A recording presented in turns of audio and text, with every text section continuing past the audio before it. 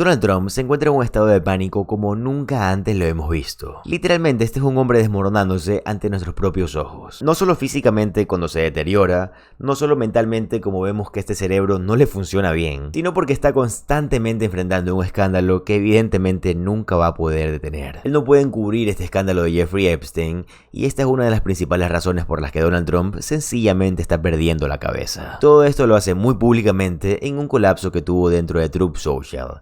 Ya saben, la red social personal de Donald Trump. Esta podría haber sido una de las publicaciones más extrañas de Donald. Ahora, antes de entrar en este colapso que tuvo Donald Trump, quiero comenzar con la razón principal de este colapso, que fue, ya saben, los archivos de Jeffrey Epstein. Y Robert García nos dio todo lo que necesitamos saber sobre este tema. Mira el clip, por favor.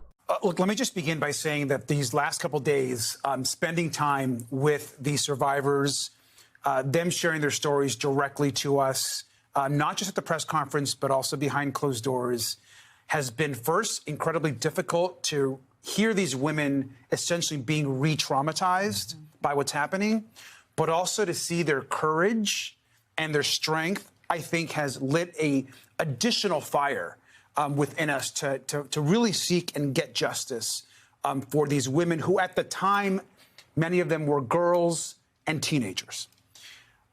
What they are saying to us is that the day of them not getting their justice, the days of lies, of cover-ups need to end. And they've been very clear that they want all the files released immediately. They know the president has the power to release the files right now. And this stonewalling, this cover-up, they are aware of what is happening, which is why they've come together to strengthen their voice. And I think us recentering the victims is so important at this moment because they aren't going anywhere. They're going to continue to be engaged. And it is a shame that Republicans say they want transparency, they support the victims, yet won't sign the discharge petition. They don't want a vote, a public vote on releasing the files. Why? Because Donald Trump in the White House is calling members all day today and saying publicly, this is a hoax. Do not sign that petition. This is a betrayal of me personally.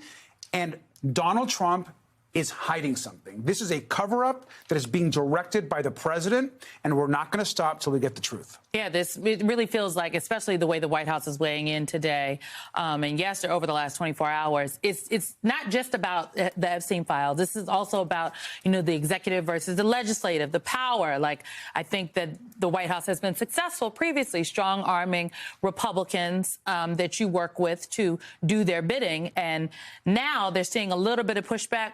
It remains to be seen how much more, where are the other members that will come forward.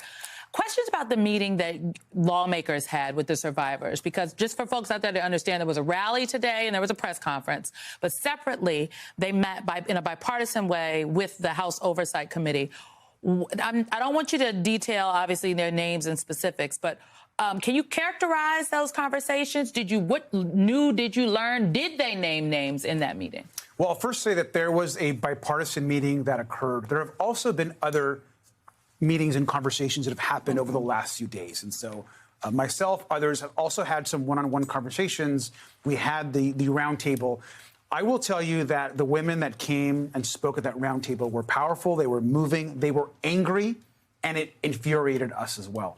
A couple things were clear. Number one, they made it crystal clear that the special treatment that Ghislaine Maxwell is receiving, they're disgusted by. And they want the president to reverse, and they know that she should deserve no additional support or pardon or being moved to some country club facility. And so they made that clear. They all said that she was a monster, that she was a sexual trafficker, and that she herself caused violence to them. Esto básicamente es una distracción de la administración de Donald Trump, y Donald Trump cree que puede ayudar a esta distracción incluyendo los medios tradicionales, haciendo que estos se enfoquen en cualquier otro tema. Y cuando este es el caso, cuando Donald Trump busca hacer esto, por lo general lo que hace es agarrar esos pequeños y raros dedos y comenzar a escribir dentro de Truth Social cualquier estupidez. Y por supuesto eso fue lo que hizo Donald Trump hace unas noches y durante la mañana mientras perdía la cabeza. Pero lo mejor de cuando Donald Trump se desmorona es que hay muchos demócratas preparados para responder. Y Gavin Newsom fue uno de estos, así que miremos esto que pasó. Donald Trump escribió en Truth Social: Como se mencionó anteriormente, estamos considerando seriamente quitarle la ciudadanía a Rosie O'Donnell. No es una gran estadounidense y en mi opinión es incapaz de serlo. Donald Trump también publicó una foto de Gavin Newsom con una gorra de Donald Trump 2028. Por supuesto, Gavin Newsom respondió con esta imagen generada por IA de Donald Trump, donde se ve un poco, pero un poco deteriorado. Las respuestas del equipo de prensa de Gavin Newsom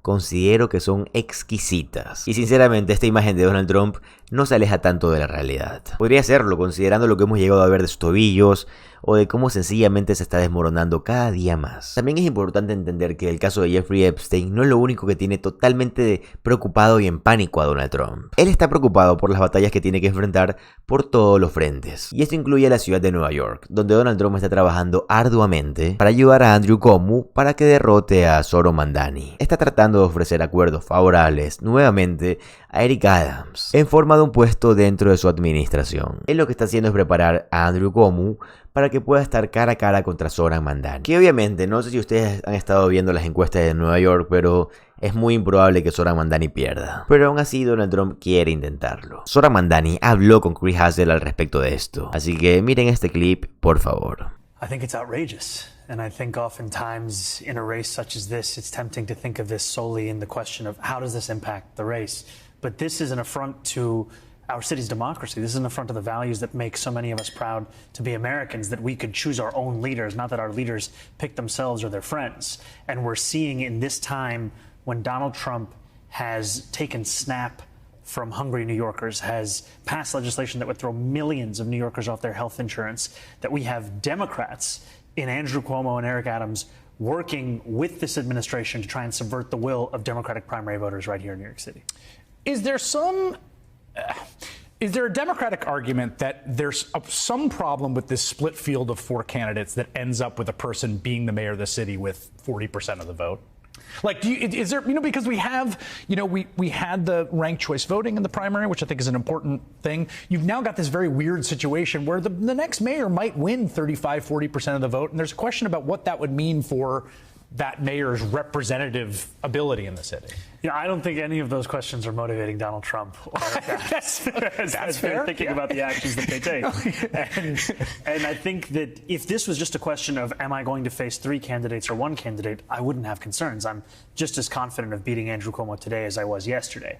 My concern, however, is what these so-called leaders are willing to give up in the name of securing power.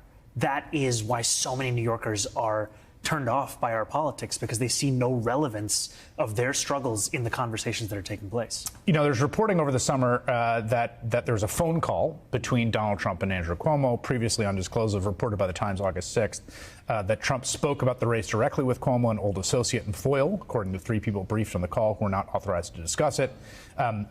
Andrew Cuomo denies that they talked about the race. I mean, is your read on this situation that Trump is pulling for Cuomo? Absolutely. And I think Trump is making that very clear, that this is his choice for mayor of New York City. It's Andrew Cuomo. And he's willing to use every single tool and tactic at his disposal to try and assist Andrew Cuomo in that same pursuit. And what we're seeing right now is to offer and consider positions for two candidates in this race to try and make this one-on-one. It shows just how threatened he is by what our administration would be, which is a fulfillment of the thing that he ran on but has since betrayed, which is a promise of a more affordable life for Americans. For people that are watching this that consider themselves, Democrats are sort of in the big tent, right? And say they're in the big anti-Trump coalition, okay? They've known Andrew Cuomo as a known quantity for a long time.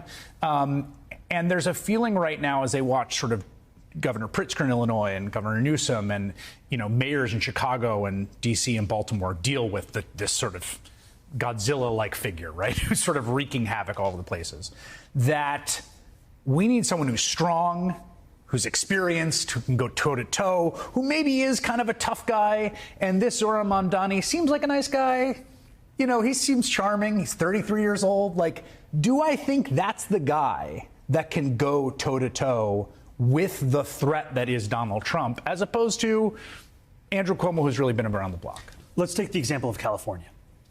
When Donald Trump deployed the National Guard to California, one of the key ways in which they responded was working together with the mayor of LA, the governor of California, the attorney general, all coming together to file a lawsuit that a judge just yesterday found that deployment was illegal. Can you imagine Andrew Cuomo working with the Attorney General of this state, whose endorsement I am proud to have, Tish James, the Governor, Kathy Hochul, to work together to fight Donald Trump when he's spoken to Donald Trump more than he's spoken to Kathy Hochul over the course of this race? This is a man who believes in nothing other than his own power. And he spent so much of the primary saying he was best positioned to fight Donald Trump. He's now spending the general saying he's best positioned to work with Donald Trump. And New Yorkers want a mayor who is accountable to them, not to someone in the White House who is looking to rip up the very fabric of the city. Being New York mayor, to me, strikes me as probably the hardest job in America, in American politics after president. I mean, I really like, and it's basically your job for everyone to hate you, essentially. You know that, right? No one's gonna be like, hey, buddy, like everyone's kind of pissed off all the time because it's New York City. It's New York City, yeah, right? Like life is tough, like things are crowded, things are expensive, like there's a lot of reasons for that. But then on top of that, right? So it's a hard enough job in normal times. But I mean, as we're watching him threatening to send in the National Guard to Illinois, no respect for like the law as it stands. Like you can't bound yourself within some confines of like, well, he won't do that because it's illegal. Like, how are you thinking about preparing for the job itself in terms of having this threat looming over it? You have to prepare for the inevitability of Donald Trump to continue being Donald Trump. We cannot, as you've said, rely on any notion of the law or what is appropriate for how he will determine his course of actions. And I look at California as an example, such that we are ready here in New York City on January 1st with a plan of partnership across city and state government to be ready, whether it's for the deployment of the National Guard or it's for his attempt to pass legislation like the one he just did, which will take an axe to so much of what keeps so many New Yorkers afloat. And I think we've seen what New York City can gain if we have a mayor who is willing to collaborate with Donald Trump, which is not that much at all. We've had money directly taken out of bank accounts. We've had a 6-year-old public school student from Jackson Heights being deported. This is what we have when you want to work with Donald Trump. We've seen what it looks like to manage Donald Trump, which is what we see in Andrew Cuomo. We need someone who's actually willing to fight Donald Trump. Zohran Mamdani no sencillamente es una persona muy importante dentro de la política y alguien que el Partido Demócrata necesita desesperadamente como líder, sino que también es una de las mejores oposiciones que hemos visto contra la administración de Donald Trump. Y es completamente necesario como alcalde de Nueva York, y no un criminal como Eric Adams. Pero bueno, yo cumplí con mi misión de informarlos, como lo hago absolutamente todos los días. Como siempre les digo, para mí lo más importante es su opinión, y me encantaría que la pongan en los comentarios. Además, si les gusta el contenido de política estadounidense, les va a encantar suscribirse al canal, ya que subo videos todos los días. Mi nombre es José Alvarado, soy economista y estoy comprometido a informarlos diariamente. Nos vemos en el siguiente video. Adiós.